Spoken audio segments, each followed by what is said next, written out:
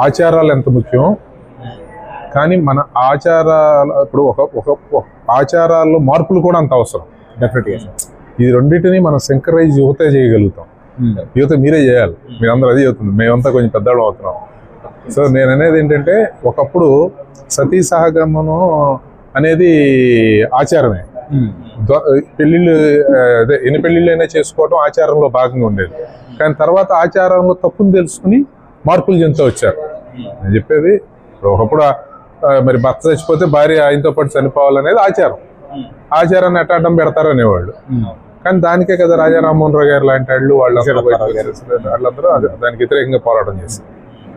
అట్లా నేను అనేది, ఇప్పుడు ఆచారం మనిషిని, మనం ఉపయోగపడే మనిషిని ఇప్పుడు కళ్ళు తీసేస్తే స్వర్గానికి వెళ్ళలేము అనేది ఏదో ఒక ఊహ చెప్తారు, ఏదో అంటే మూఢనమ్మకం. వాటి నుంచి మనం బయట తీసుకురావాలి.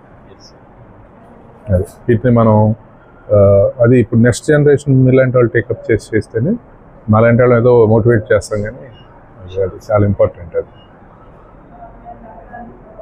కరోనా రాకముందు కొన్ని బ్లడ్ డోనర్స్ కానీ బ్లడ్ సంబంధించిన విషయాలు బాగా జరిగేసి, కరోనా వచ్చి 2-3 సంవత్సరాలు పెండింగ్ అవడంతో అక్కడ నుంచి 18 సంవత్సరాలు దాటిన వాళ్ళకి అవగాహన లేకుండా చాలా వరకు వచ్చి టాపిక్ వచ్చింది కదా, అవగాహన తగ్గిందని కారణం కూడా ఉంది సార్. మళ్ళీ కొంచెం మళ్ళీ సపోర్ట్తో అక్కడక్కడ క్యాంప్ పెట్టి 18 సంవత్సరాలు నిన్ను వారు ఎవరైనా సరే బ్లడ్ ఇవ్వచ్చు, ఆడవారు మగవారు కొంచెం మనం ముందు తీసుకుంటాం.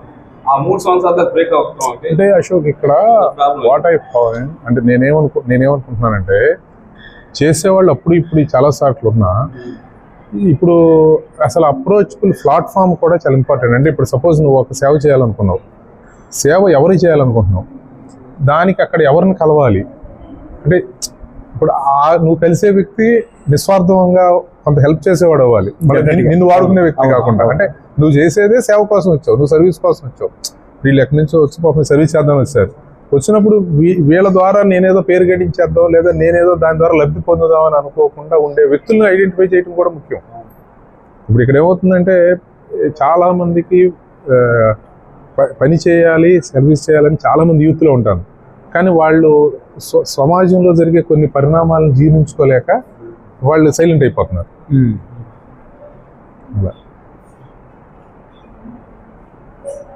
మరి ఎప్పుడైతే ఎవరు అన్నెసరీ అవుతున్నాయో,